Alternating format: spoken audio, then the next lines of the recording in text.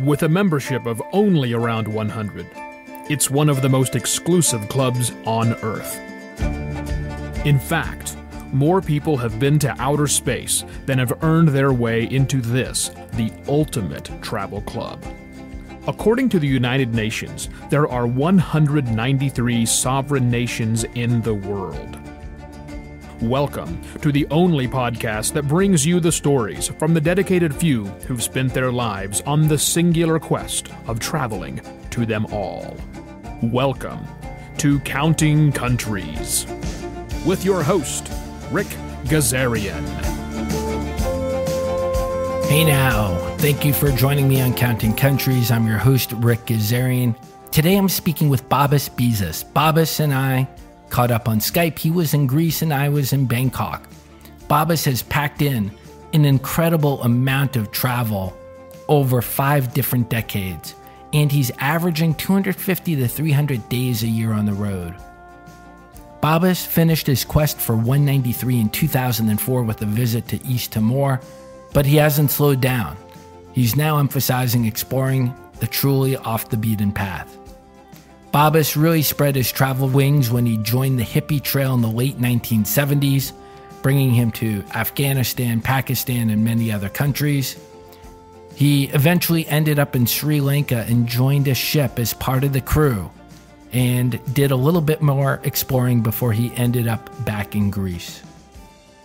Babis, with his passion for travel, joined a local tour company in Greece and became a tour guide, leading groups for years and years around the world. This provided him a path to see much of the world. Babis has a passion for Russia, visiting every region and even writing a guidebook on the country. And he's also one of the few to have visited both the South and the North Pole. His North Pole adventure included a 19-hour ride in a helicopter. Pretty amazing. He shares with us how he got arrested in Benghazi and why he thinks Bangladesh is underrated. Babis also shares with us why he admires the traveler, Frank Grosse Oetringhaus. Sorry, I butchered your name. And I was also a bit surprised when Babis mentioned and shared his admiration for William Baccaland. Also, for those who enjoy Spotify, check out Counting Countries. It's now on there. And you can listen to Counting Countries, of course, on Apple Podcasts and Stitcher and Google Play. Feel free to write a review if you have a moment. So please listen in and enjoy the conversation. Babis, welcome to Counting Countries. Thank you for joining me today. And it would be great if you can introduce yourself to the audience. My name is Babis Bizas. I live in Athens, in Greece. I travel almost 300 days a year around the world. I have visited all the countries already in 2004, and now I'm traveling more specific to unusual places within the same countries I visited the previous 35 years. Okay, sounds like there's a lot to talk about there, 35 years of very extensive travel. But take me back to the beginning. Growing up in Greece with your family, was travel part of growing up for you and your family? Well, my family was a typical mid-class family in a provincial city, northwest Greece, from where I left early to go to the university. And then when I got my first passport, I was in the northern Greece, near the borders, let's say. I started traveling the neighboring countries like Bulgaria, Romania, Turkey, to Istanbul, Constantinople, and Yugoslavia at that time. And that's it. And I started getting experience and discovering the world near to me. And those early travels, was there any motivation there? So, in other words, many people never leave their home country. What was spurring you on to investigate and discover your neighbors? I am a self-motivated person. I was a purely curiosity, although I must admit I was studying Slavonic languages at that time in a special institute in Thessaloniki. And Babis, I'd love to hear some impressions. So when you were traveling to Yugoslavia, Bulgaria at that time, the Iron Curtain was still up. So any kind of impressions you can share of coming well, I probably think the elder travelers, they know, shortages of food in the shops. You didn't find the abundance they have today. You could not find easily cheese or meat in the shops. But nevertheless, the people were friendly, unpretended, and they opened their doors to foreigners because it was an unusual sight. Already from the very first day I entered Bulgaria, before the trip with artists, I have been invited by a student whom I met on the road because I was going by autostop, Ric Gazarian. He invited me at home, and his mother offered me to eat chicken with onions, typical South Bulgarian food. So it was very open. Okay, so you started stretching your legs and exploring nearby Balkans and Istanbul. What was kind of the next transition for your travel when you started spreading your wings more and traveling to places further away than Greece? In 1977, that almost 40 years ago, let's say, it was the fashion or typical for European students, the so-called the trail to Kathmandu. The young people started from London, crossing all Asia overland, ending to Kathmandu. I did something similar. Of course, in Greece, we didn't have this stream of travelers. I was probably the only one at that time deciding to cross all Asia overland and ending to Kathmandu, meeting on the way Dutch, Germans, Americans, Northern Europeans, let's say. For a person from Greece, it was something unheard till that time. After all, I ended up for 5.5 months of trip. And Babis, I'd like to know a little bit more about your trip to Kathmandu. I think it was called the Hippie Trail. Yeah, because the people were there for marijuana, which was not my target. And on the Hippie Trail, 1977, coming from Greece, I'm imagining or guessing this was a pretty eye-opening experience. I mean, you traveled nearby in the Balkans, etc., which can be pretty similar to Greece in many ways. But when you started moving eastwards, what were some of your impressions the further away you got from Greece? First of all, I found friendlier people. It will be strange, but it sounds strange, but this was my first impression. I crossed Turkey, okay? I must tell that I never used public transportation, always autostop.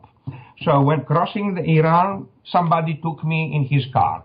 We start conversing and talking in any possible way with languages we didn't speak. He spoke Iranian or Azeri, Iranian Azeri. I spoke some very little English because the first language I learned was French. So, but never mind, with my basic English, I tried to communicate.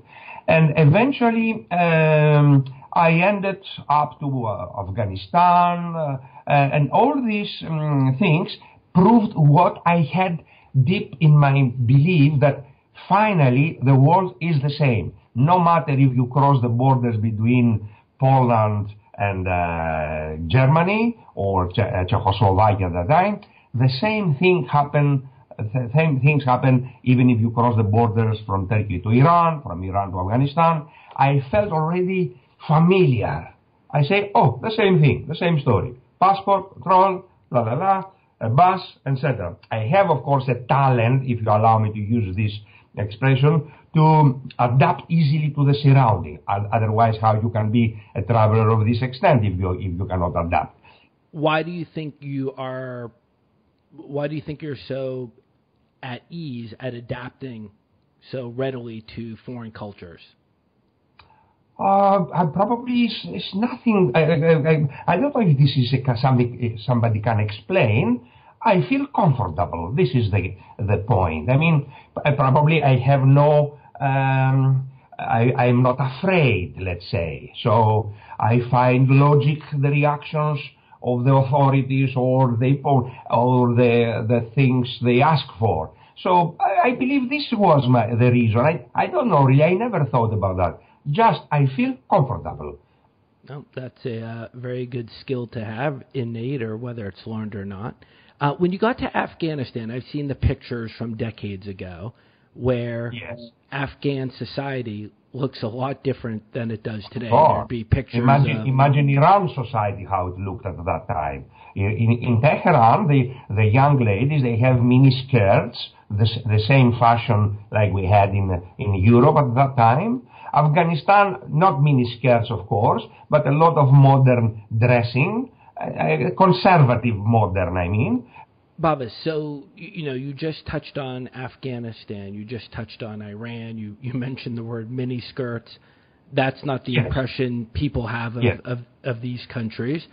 You think of the woman walking around covered in a burqa or their hair covered.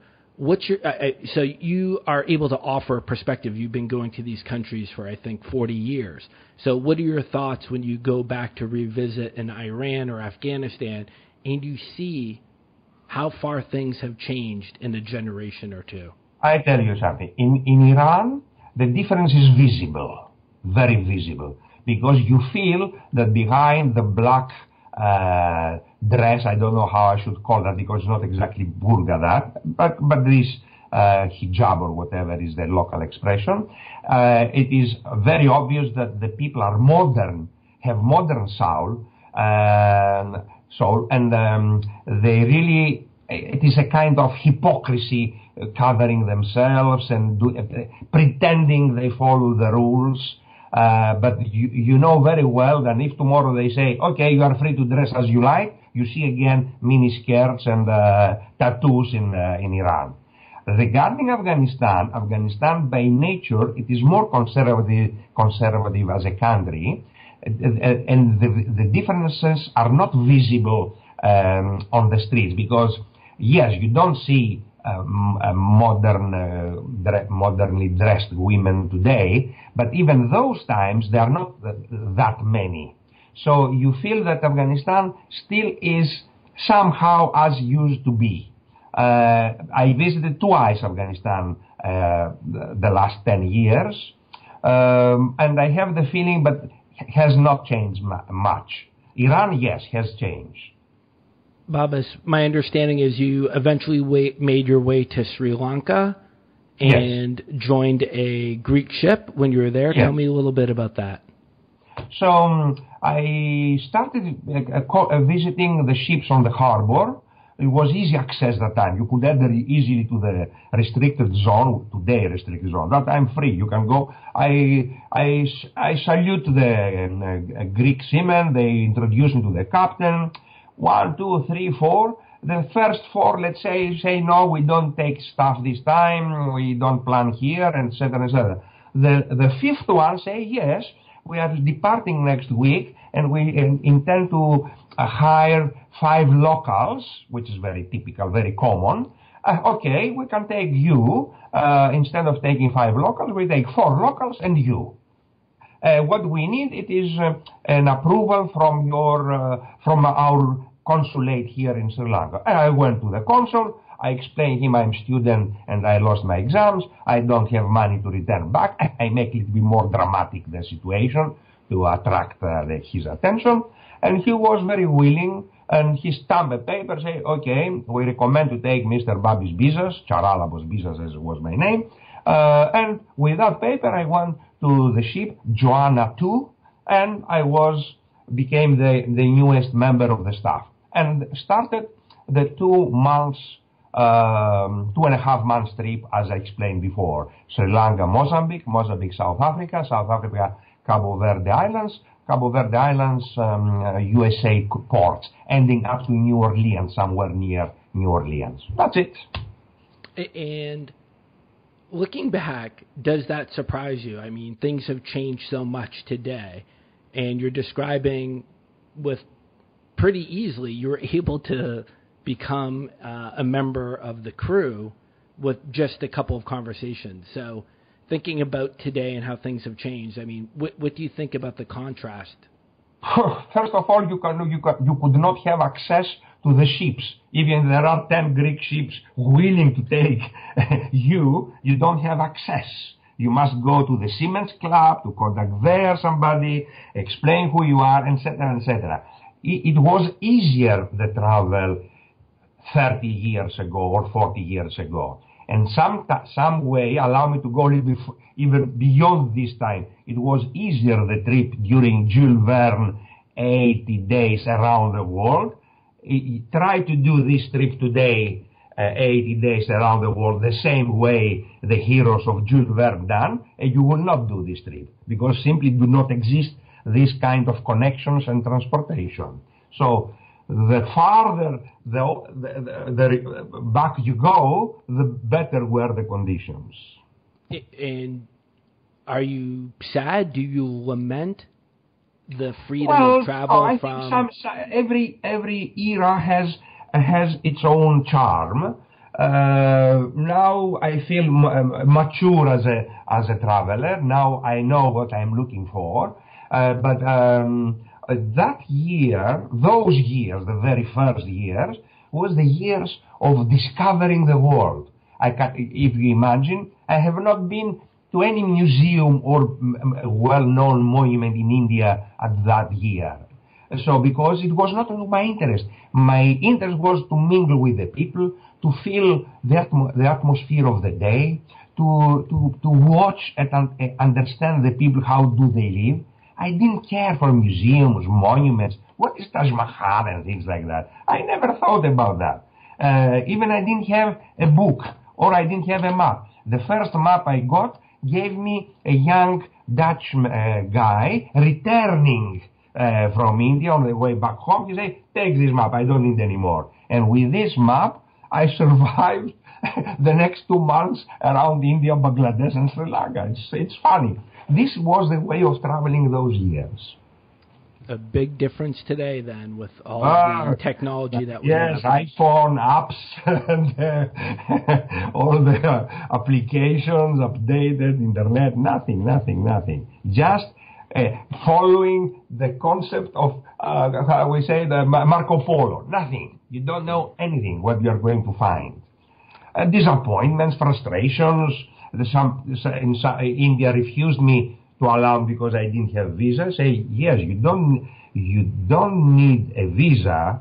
When I arrived in the borders between Pakistan and Afghanistan and India, say, yes, it's free for Greeks to enter India, but you need this free visa in your passport.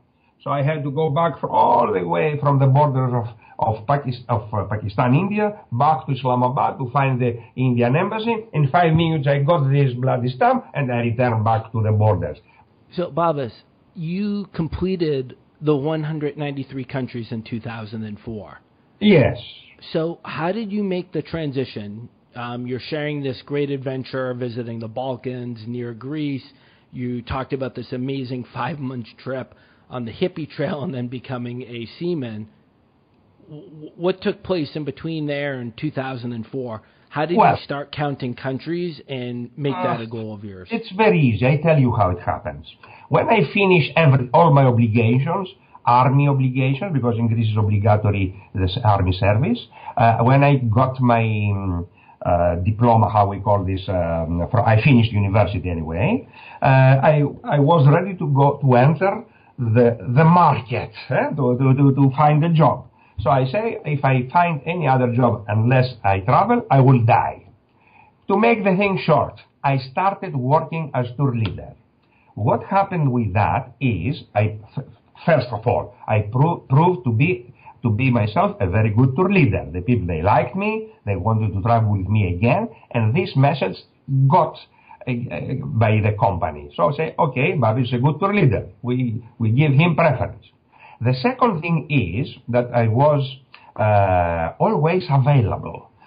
So this gave me the opportunity to exhaust within 8 years all the mainstream tours were published, printed in the brochure of the company.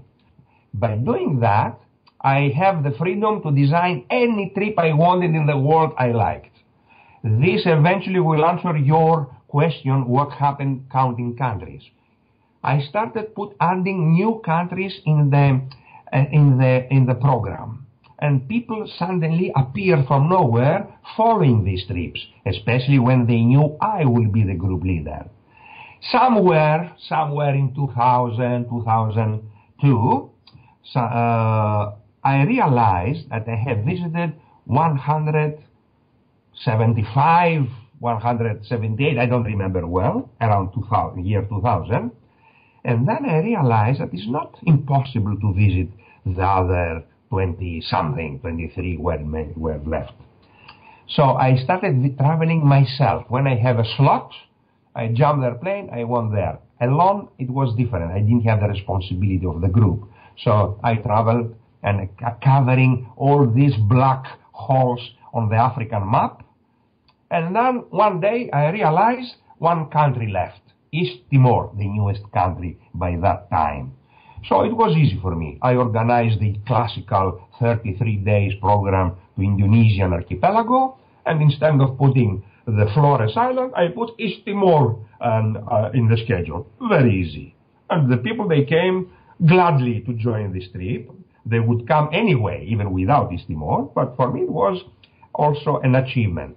And then in 2004, I don't remember what month, I think February, I finished with the last country in my list. I didn't know anything about countries, United Nations at that time. I didn't look at that perspective. And finished. Of course, in 2011, when South Sudan became independent, I jumped the airplane. I went for 3 days in Juba, and that's it. Here I am.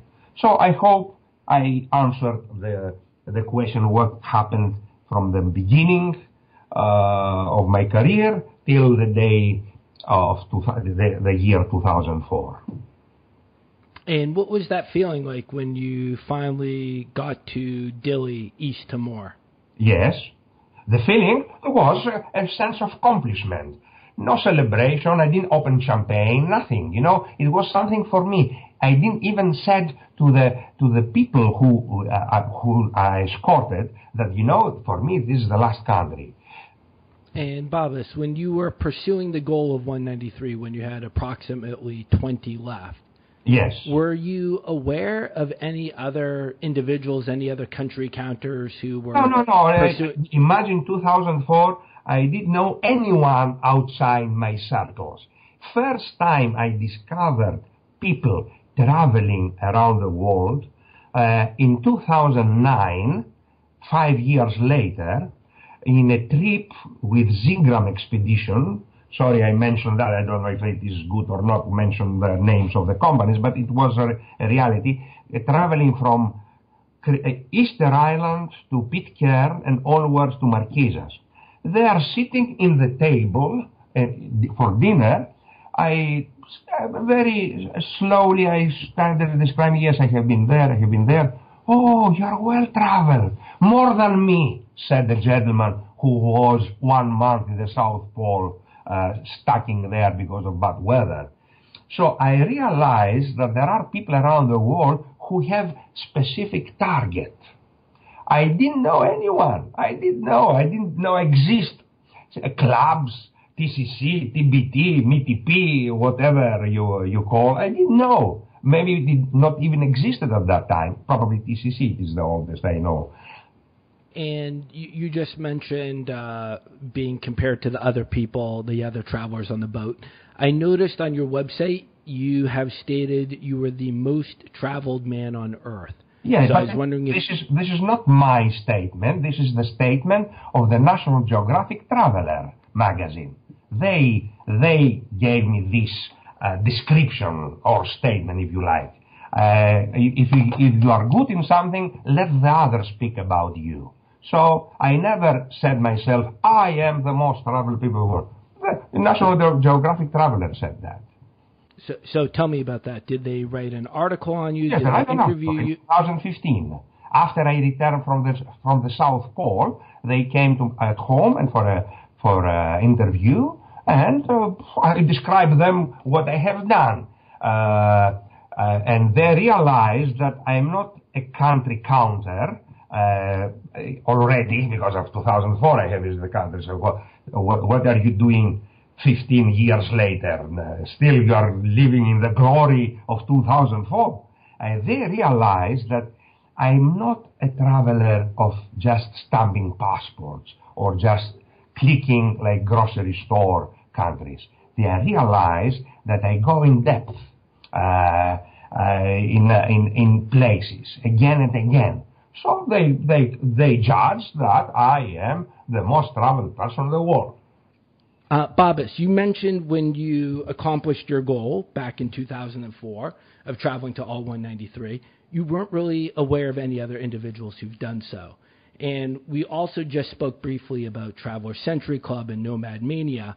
And times have changed so much, and now, as you're probably aware, there's dozens or scores of people now who are trying to pursue this same goal. There's clubs on the internet, there's discussion groups and chat rooms. What's your thoughts of how things have changed so much in 15, 20 years from being such an exclusive club where you were almost pursuing it in a solitary fashion, where now dozens or hundreds of people are trying to do the same thing? It does not surprise me. It is feasible to do. Very logic for those who have the resources and the time. So it is natural. I mean, it does not surprise me at all, I can say. Different times than now. Facilities, new people coming in the, entering the traveling concept. So it is a natural evolution, I can say, to say the least. Do you think it's easier to accomplish the goal today or 15 years ago? Well, again, I believe this is when the conditions are mature. Everybody accomplish this target when the opportunities are given. To me, the opportunities have been given 15 years ago. So I accomplished 15 years ago. I have no, let's say, I didn't thought ever if it would be better to wait until today or until next year to do my accomplishment. But if you can maybe shed some light and compare travel today versus 10 or 20 or 30 years ago, what's easier? Is it easier now with all the technology, or was it easier back, when you were on the hippie trail and things were safer, so to speak, when you were able to hitchhike right through Pakistan and Iran and Afghanistan? So kind of compare and contrast, since you've had such a rich, robust travel history. The easier is today, in a sense, you have all the facilities available. More difficult is because many restrictions are put by different countries visiting their territory. See, for me, because I face often this when I want to go again to a place, I face more restrictions and procedures to getting visas. So this is now the only difficult thing. Otherwise, everybody knows that one plane somewhere in the world gets off to go to the destination you wish to go, but it's not depending always on you. And few other things is the money cannot buy all the places you like to visit, because you need to be to have certain qualifications. For example, to go to Midway, which is not a country, of course, you cannot go just like that. You must be somebody. You must be volunteer. You must be staff. You must be something like that. So it's not even a matter of money to say how much you want me to bring to Midway. You cannot charter a yacht to go from Honolulu to Midway. You have to wait official permission, unless you go illegally. So the answer is yes, easier today, technically speaking, but more difficult restriction-wise. Mm. Yeah, I was just thinking of that story you shared when traveling on the hippie trail, and, all you had was a map, and I'm guessing you would just trade information every time you went to a guest house and you met someone coming back from the hippie trail going back to Europe, and compared today where you just pull out your iPhone and pull an app and start planning. So such a big difference that you've witnessed and experienced over this time period. Okay, it's a history rather. Yeah, probably to write the history of travel. We should call it. That would be interesting. Babis, again, you have seen and done so much. You've been traveling for so long, and you said 250 or 300 days a year. So you have covered so much ground. So I want to see, and I'm going to ask you such a difficult question. Share with me one of the favorite places that you've been to, whether it's a city, a country, an island, a beach, a museum. Why don't you share with us one of your favorite places? Antarctica. No question about that.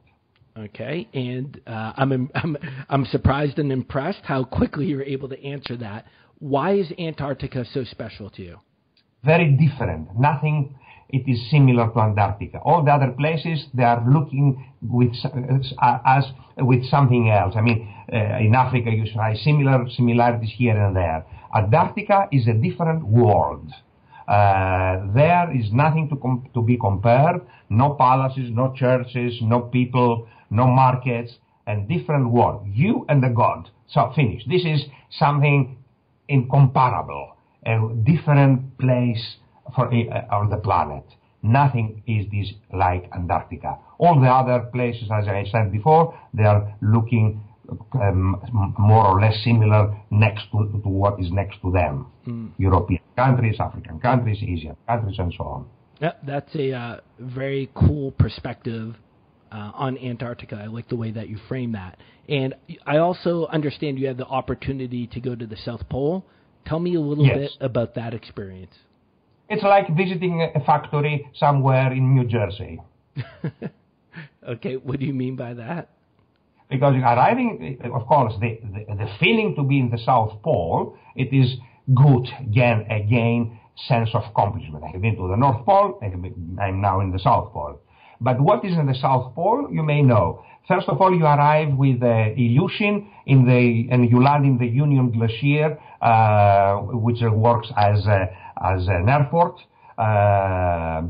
in the middle of the 4 hours, middle of Antarctica, Antarctic continent, 4 hours away from Punta Arenas in Chile. You sleep there. When the weather is good, you board a smaller aircraft and you fly 4 hours, roughly, 4 hours to the geographical South Pole or nearby, where is the piste of the landing piste. From there, there is the American base, Scott Amundsen base, which is a modern construction on the ice, and then around scattered woods, metals, boxes, all the stuff and the materials they need for the winter or for future use. So that's why it is like landing in a factory area somewhere in New Jersey.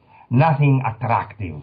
All the attraction in Antarctica, it is in the coast, with the rocky formation, the glaciers, the animals, etc. From this point of view, I can say that North Pole is more interesting, although this is not the question you asked. But what I make, automatically make a comparison. So this is the feeling of visiting South Pole, excuse me. So mostly feeling than sight. So when you got to the South Pole, how long do you stay there, and what were you doing? 4 hours. 4 hours to fly, 4 hours to stay, 4 hours to come back. Typically, a visit to the South Pole includes visit the so-called South Pole pillar, which is a pole put by the American base so the people they know where the pole is. It is a round square, an area with the flags of the first signatories of the Antarctic Treaty. Of course, everybody wants to take the pictures there, posing, etc., etc. And then, because of the time difference, there is an 18 hours difference between our time coming from Union Glacier, where you use Chile time, and American base, which uses New Zealand time for logistic purposes.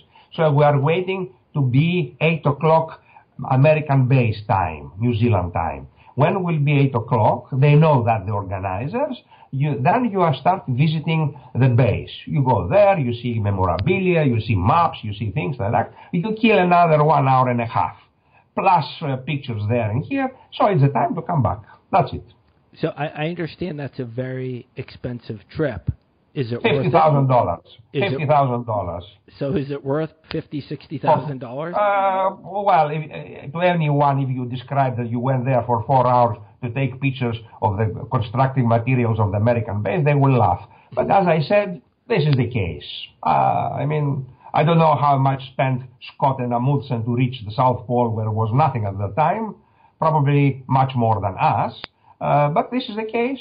Take it or leave it. I mean, no, it's not worth it, but I love to go. So if you love to go, pay it. So why is the North Pole so much more interesting? It's more pristine. It's more pristine. In the South Pole, you go, you have the ice, the broken ice down there, solid, and you have the chance to visit, to see polar bears on the way, sometimes even caribou in the lower parts, because they are scattering around there from the Franz Josef land. It is more interesting, I can say, and cheaper, half price. Eh? Okay, but it's not matter of pricing now. We are not evaluating what is worth and what not. But I found more interesting North Pole. And how do you get to the North Pole? How did you do that? Personally, I went before the tourist industry started organizing cruises there. I went with helicopters, 19 hours by helicopter. We flew with a team of Dutch and German travelers from Leningrad. It was Leningrad at that time, or even if it was St. Petersburg, still the people, they call it Leningrad. We flew to Dixon, the place where I'm going in summer again. And from there, we boarded helicopters. We landed in Cape Chelyuskin, the northernmost continental point in the world, in Siberia, refueled in the military base. And then we flew another 3 hours to Severnaya Zemlya Komsomolskaya Island, where we used the former polar station as a guest house. It was empty. The polar station has been abandoned. And from there, we were waiting also the right conditions. And we have 2 helicopters supporting us, one as a refueling tank, flying halfway to the North Pole, waiting on the ice. It was April, to be solid the ice. And us, after one refueling on the way up and one refueling on the way down, we landed on the North Pole. We spent 1 hour there because it was freezing, minus 15. And we had the celebrations, we took pictures, and we came back. That's it. I mean, I realize, as you said, now the tourism industry is taking people up there on ships. I mean, now it is more comfortable, yeah. We were 19 hours on the helicopter, 19 continuous hours. Yeah, so what you're describing sounds like a pretty crazy, impressive adventure, and possibly a little bit danger and risk.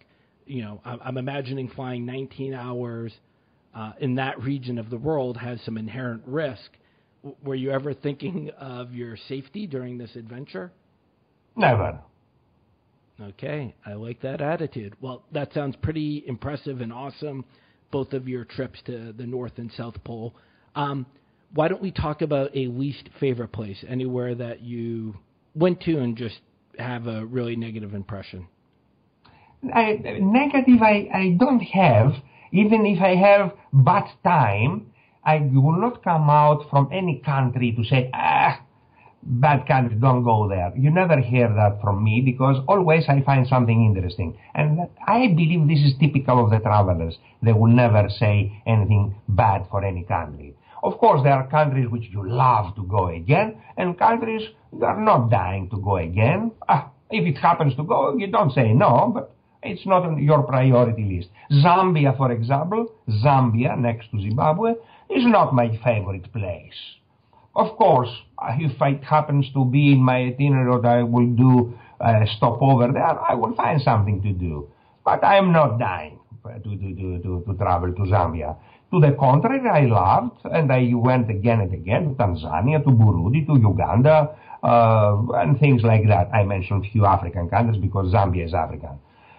So I don't have any negative. I have any negative. for any country. Go everywhere. This is my suggestion. Explore the world. Okay, that's some good words to live by. How about a scary moment on the road, somewhere you're in danger? Only one time they put me in jail in Libya in 1998 during the Gaddafi period because they thought I am a spy. I was taking pictures of the local market, tomatoes, cucumbers, and things like that. And some security guys came out from a car, politely I must admit. They told me, please follow us. I went to the security office in somewhere in Tripolis, Benghazi. And they asked politely some questions, and again politely say follow us, and finally I ended up in the high security jail in Benghazi, in the outskirts of the city. They put me in a cell where a young illegal immigrant from Sudan was there. There were 2 mattresses on the floor, one for him and half for me, because the other one has been already scratched and teared away from the previous guests of the cell. So I was not really afraid, but very skeptical what is going to happen, because nobody saw reported my abduction. Actually, it was in the middle of the market. They just took me away, and I didn't have time to inform anyone. Anyway, in the evening came the duty officer, which is not always in the security place there, and he was surprised to see me. What are you doing here? He told me. I told him, according to your man, I am spy of the Israel. Why? He said, because I took pictures of the market of tomatoes, cucumber, fruits. He started laughing and say, okay, I give you back your money because they confiscated me everything I had on me. Go to sleep in your hotel, and tomorrow, because it was Friday, which is closed, when the director of the security bureau will be here, come to see him and take your belongings. Immediately I went to my consulate and I reported them that I have been abducted by the staff there, and say, oh my God, again, last week they put in jail all the team of the basketball came for a friendly match with the locals. So it was a difficult period. The next day I went to see the manager, and after a few explanations he gave me back all my passports, credit cards and things like that. I was free to go. That's it. And how was the food in the jail? I didn't have the pleasure to test the food, because the officer gave me the money to go out to eat. So I didn't enjoy the kitchen of the jail. So he was very kind with me. He said, okay, you don't spend the night here, go out. So I lost this opportunity. Well, I typically would say hopefully next time, but I think we'll say hopefully not next time. So next time I will ask to stay overnight, and I go next morning. What about an underrated place, somewhere you went to, found it amazing, and it really should be on people's radar screen? Underrated? Bangladesh is the most underrated country. One of the nicest and most interesting countries in the world. Underrated because always of the bad news, floods, ship turned down, capsized, 400 people killed, and things like that. It is one of the most magical places, more photogenic. The most pictures I do when I go to the continent is in Bangladesh. Underrated. Number one for me. I don't say that it is better than Cambodia or India, but it is underrated. Deserves much more visitors than really gets. And if you were going to point to one experience in that country, what's a must-see in Bangladesh? The river life, nothing else. Just go to the shores of the rivers within Dhaka, where Ganges and Brahmaputra river flown together in a mass water, a big water mass. They are just watching the traffic of the boats.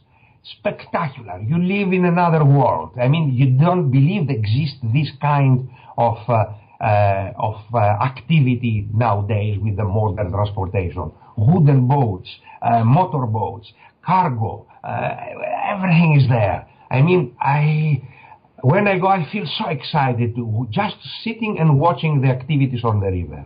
Nowhere you can see now things like that. In the past, used to be in Bangkok, but nowhere near as in Dhaka itself, in Dhaka. Simple yet captivating experience, just watching life go by. Tell me about an off-the-beaten-path place you've been to. You mentioned, for instance, you've been to over 150 islands in the Pacific. Yes. But tell me a place you've been in and you're just like, wow, no one else is here, no one else comes here, it's only me. Well, again, this was in the Pacific, if you want this way. This is in Nuafo'ou, the northernmost island of the Tongas. That's why I'm going next October to the southern islands of the Tongas. I went there for a week and I ended up 15 days because the airplane never came to pick me up. I really I felt so local after 15 days with the people. They knew me, everybody greeted me. So it was really a place where I felt that I am in another world. Not really because the people were different, ordinary people, everyday people. They go to the work, to the fields, to work and things like that. But different, how I say, ethics, different culture. I was in the church in the Sunday, everybody dressed in their best. It is a total immersion with the local culture. This is something I love to do again. This is something, I hope this somehow answer your question. I have been to other remote places, but I cannot say I was alone because there are other people around me. So with the last cruise I was in the Solomon Islands, Tikopia Island is really very unique. Tikopia, very unique. Isolated, far from everything. The people self-sufficient there. I liked it. So I mentioned names who probably are not known to the people and even difficult to find on the map. But this is what I'm looking at, I'm after now. I'm going to these kind of places. Unique experiences. I also know you have an affinity to Russia. You wrote a book on it. Talk to me. I think you visited every region, oblast of Russia? Yes. Okay, so not too many people have done that. Share with us one of your favorite parts of Russia. Well, Russia is divided in two major things. I will answer to your question, but allow me to make an introduction for the listeners. West Russia or European Russia is culture. Monuments, palaces, fortresses, monasteries and things like that. East part of Russia, Siberia, it is wild nature. So definitely the strongest point is the Arctic of Siberia. Wrangel Island, for example. It is unique. Franz Josef Land. I tell you why. I tell you, these islands belong to an oblast, or to a territory, or a province, if to make familiar the sound. Wrangel belongs to the territory of to Chukotka. Franz Josef Land belongs to Archangel. Both, they have the strongest assets, wildlife, polar bears, birds, culture. Culture applies mostly in Chukotka, of course, where Eskimos and Chukots live. But if you want to have impressions that they don't look like anything else, Chukotka probably is the highlight. And what started your fascination or affinity for Russia that you've been so many times and gone to, every province, every oblast? Russia is different from all other European countries. Probably the other different country in Europe it is Iceland, for obvious reasons also. Russia is the only different country. All the others, they have common things to share. Russia has a strong personality. Of course, I speak Russian. This helps a lot, as you believe. And because I have traveled a lot escorting groups in Russia, I get familiar more and more. When the things opened in Russia and was possible to visit everything without much restrictions, I started traveling because of that. And always I found fascinating things. The people is the most fascinating. I mean, beyond the Urals, Siberia, it is as if you visit 10, 20 different countries. Yakutians, Evenkis, Chukotk, Eskimos, Koryaks, Khakasians, Mongolians, just to mention few. It is another world. Still Russia in your visa, but is as if you visit 10, 20 different countries. This is the strongest reason I travel again and again and again there. I can see why. Such a rich, diverse, and humongous place to visit. Looking back over the years, is there a visa that sticks out that you recall that was real difficult for you to get? Typically, Guinea Equatorial was difficult. The first, I have been 3 times in Guinea Equatorial since, but the first visa was the most difficult because the Equatorials, they didn't like tourism. So it took me a couple of visits to a consulate in Douala in Cameroon to convince the consul that I'm a good guy. And after all, I have seen a lot of legal or illegal immigrants from Mali, from Sierra Leone, from Senegal going to work I told him, to Guinea Equatorial. Why you don't give me 2 days visa to go around to see how looks this country?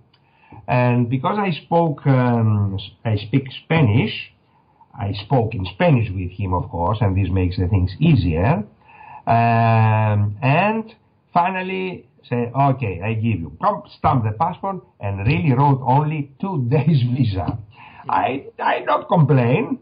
So this was the most difficult visa to get.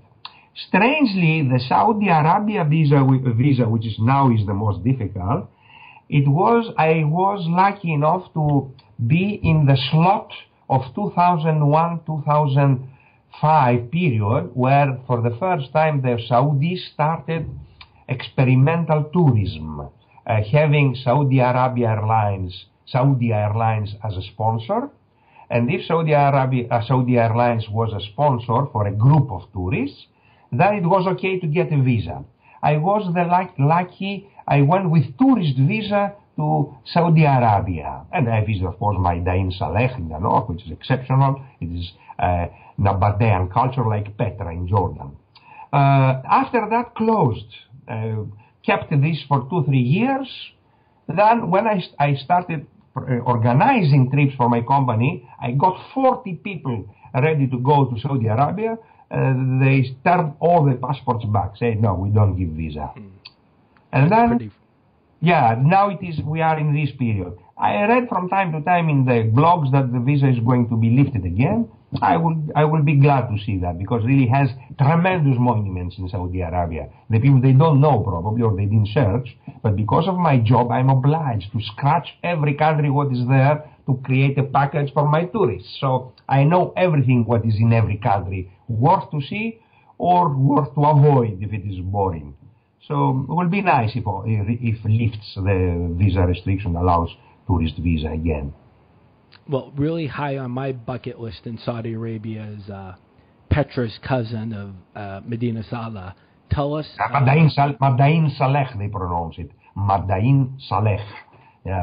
Very nice. Excellent place. So can you share with us your experience of visiting? Were you the only person there? Contrast it with Petra. Petra, it is a solid rock, continuous carved in a face of a mountain. There are isolated boulders, huge boulders, 50 meters high. So the boulders are carved with the same style as the Petra. So this makes itself already an interesting site. You see similarities in the carving, in the architecture, if we call it so. The big difference this is not in the slopes of the mountain, but in isolated rocks separated from the rest of the environment, just like floating in the sands of the desert. Very impressive site. Okay, I'm going to put you on the spot. If you had to choose one, which one is more impressive? Petra. Babis, there's always a little debate in the community of people chasing 193. Do you have a rule of what counts as visiting a country? In other words, some people... rule. Okay, dear. This is the biggest... I don't know if we ever should put this question. The common sense says what is visiting a country. If you want to have a stamp and just clicking from your list, it's fine if you are happy with that. But for me, allow me to introduce a new rule. You visit a country if you can give a lecture half an hour of the place you visit. Okay, I like that. So the visiting is you have to be able to present for 30 minutes on that country. Yes, completely, and answer questions. Okay, I like that. I know a lot of people, because they admit it openly, say, my club is considered visit, short visit, long visit. If you just step outside the airport, go the next block and come back to the airport, it's fine. It is visit the country. Especially if you have a stamp, you are okay. So sorry guys, it's not for me. And Babis, you've had a 40-year-plus travel career and still going very, very strong. Yes. Again, you've done 250 to 300 days on the road a year, it sounds like. You have collected, seen so many travel experiences. What about the sacrifices? So what's been the downside of having this type of lifestyle, family, friends, health, marriage? Yes. I don't have friends.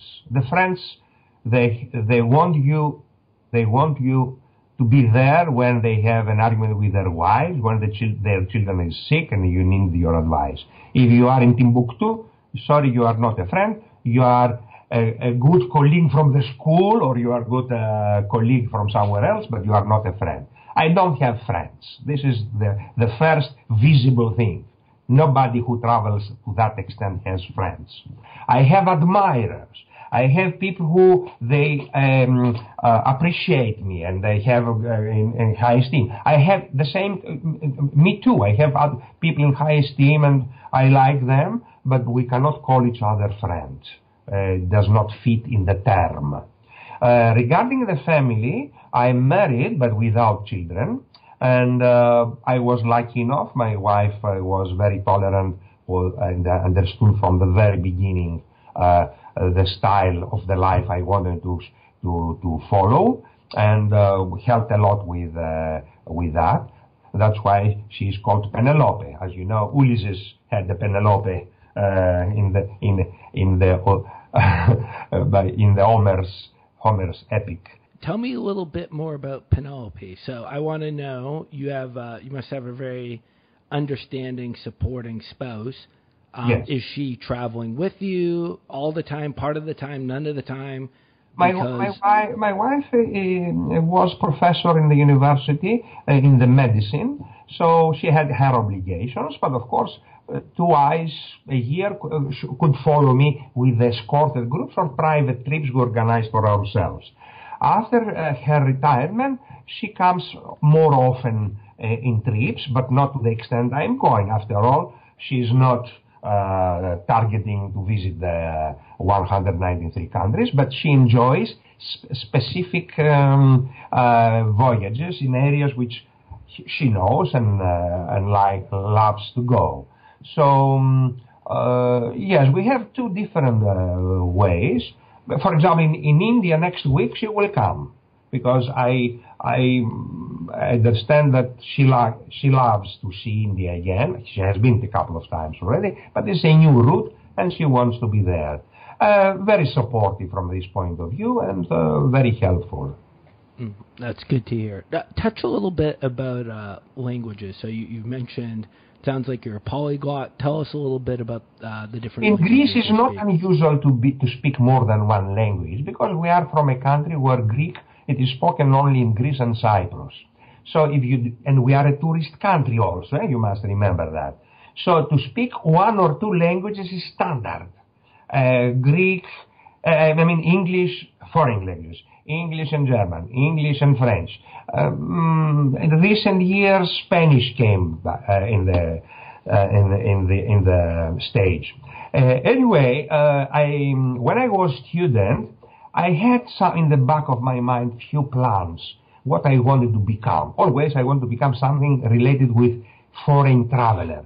I didn't know yet I would become a tour leader or something, but I say I want to speak French because covers the French war. I want to speak Spanish because covers the South America. I want to speak Russian because covers all Russia and the other republics. I want to speak English because covers what we know the English covers. After that, I say, okay, I need to learn German also because I couldn't read German literature, which is very good for traveling. Very good, excellent, and probably the best. Babis, any fellow travelers that you've met since you've accomplished your goal? Any people that inspire you? Any other role models when it comes to travel? And two persons. William Beckeland and Frank Grosse Otterhaus. Okay, tell me a little bit about William. William is a nice young man with a lot of knowledge. We know many of us what happened with money which disappeared, and he disappeared. He was very well informed and inspiring. Traveling to unusual destinations where technically were untouchable. You couldn't go to the Sventuradas Islands or what others we have in mind. I went with him to Scarborough Atoll from Philippines, but we have been chased by the Chinese Navy there. They didn't allow us to approach, although officially it's Filipino island. I have very good memories of him. He refunded me all the money for the tours he cancelled, and then of course disappeared, and I learned the story that he owes around 700,000 euros or something like that to people around the world. It's pity because the people, they didn't take the precautions. I don't know what to add. So this is my impression. Second, which I consider... I'd like to go back to William. So you got to meet him in person by traveling in the Philippines with him? Yes, I traveled with him and trips he organized for us without participating himself. The most difficult trip was Marion Island, south of South Africa, 209 hours by yacht on the rough seas south of Cape Town, until reach Marion Island. He succeeded to secure permit for us, and worth the trouble because you never get a permit to land on Marion Island. He has the channels. I must admire for him because he succeeded to bring people there, which officially it is forbidden. Let's put it that way, simple. So yes, Beckeland has an impact of me because he organized for me trips to unusual places. Okay. Very interesting insights into William. And you are aware that he was not born William Beckeland? Yes. I know the story. Makes no difference. The names are not it's not the name who makes the people. The name, it is something conventional. The people, they give and take the name. So I know the story. I'm very well aware. I know that people, some of them, travel friends, travel fellows, they have lost a lot of money. I must say that this also, it is because of mysticism among the travelers. You know, Mr. Gazarian, what is the problem? The people in chasing the first, please take it that first in their clubs, in their in their environment, they are hiding from the others what plans they have, so the others, they did not get the same opportunity and compete with them. And it has been revealed that a lot of them, they were in trips were not publicly announced among the circle, at least. I mean, I don't say to go in the newspaper to advertise, because they don't wanted you to be with them, so you compete with them for the first line or among the first in their club, which is ridiculous, kiddish, totally kiddish. And this really downgrades the whole thing. If these people, they share what is in mind, they will easily examine and control what is going on and exchange informations. I realize that there are people, one from Russia, giving 140,000, trusted 140,000 euro to William for trips we are going to do in the future. Which future, my dear? We dream for the future, but we plan shortly. So these things, if we were more open and they were not hiding in secrecy, so you don't learn about their trips and you compete with them, it would be better, because the people they will understand what is going on. So that's William, and then who is the other individual? The other individual is Frank, German, Frank Grosse Ottringhaus, the only person I admire, because he's not chasing to be first to anywhere, but he's not leaving a place before finishes every site. Nobody else in the world is so extensively covering the places he's visiting. He could be easily the top traveler in the world if he was ready to make some sacrifices. First of all, to travel in more places. He is doing 35 days Japan. Nobody has done that before. I have been 100 days to Japan, but in the same places. He is going to every monument, to every place, to every temple. This is something nobody has done everywhere. This is repeated in Nicaragua, in Honduras, or in New Zealand. Frank, it is really the only person who can give 2 hours lecture about the places he visited, not just 30 minutes. I put so the rule. He definitely passes your test. Have you ever had the opportunity to travel with him? Of course, many times. It is my best travel friend. He lives in Berlin or in Thailand. I live in Athens or around the world, so we do not meet, but we exchange resourceful information. I mean, he gives me details if I ask. I give him details when he asks. I admire him. I said this is the best travel person in the world. All the others, they can shred their passports and burn ceremoniously in the fire. Only Frank is a real traveler.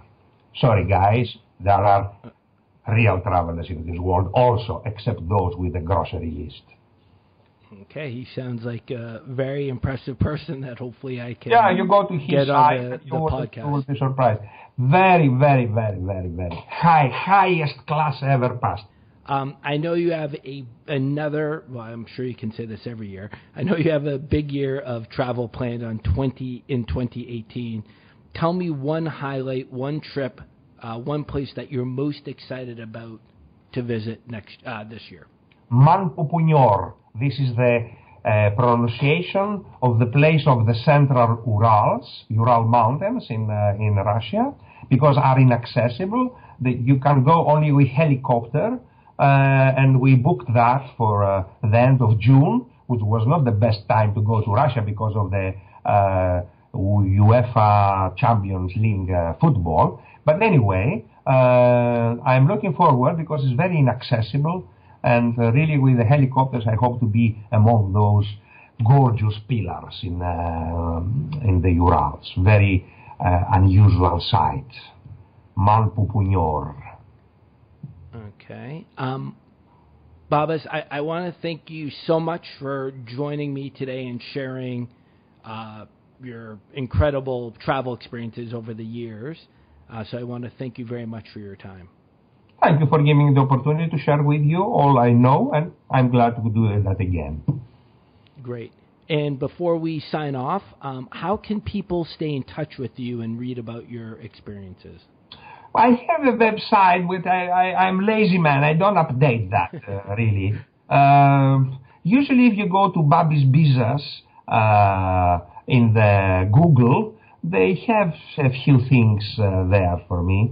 I'm a lazy person, Mr. Gazarian, so I don't really look backwards what I have done or what I'm going to do. So I travel for myself, really. I must admit that.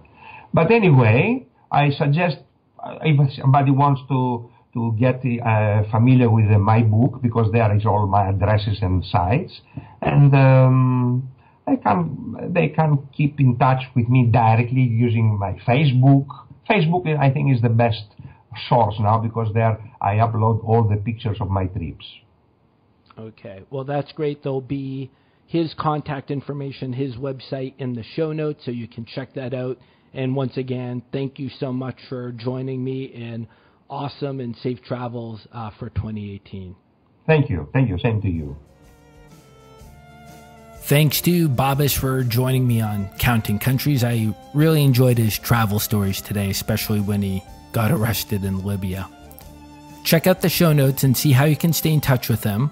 And remember to check out Counting Countries. It's available on Spotify now. And please consider subscribing to Counting Countries on Apple Podcast or wherever you listen. If you like the program, that's awesome. Write a review. I'd appreciate it. And if you have any feedback, whether good or bad, feel free to reach out to me on social media. Until next time, safe travels and keep on counting countries. You have been listening to Counting Countries, the only podcast to bring you the stories from the dedicated few who've spent their lives on the singular quest of traveling to every country in the world. Our theme music is Demeter's Dance, written, performed, and provided by Mundi. Get their entire discography at mundiworld.com, MUNDI world.com. And keep up with Ric and his own personal travel quests at globalgaz.com.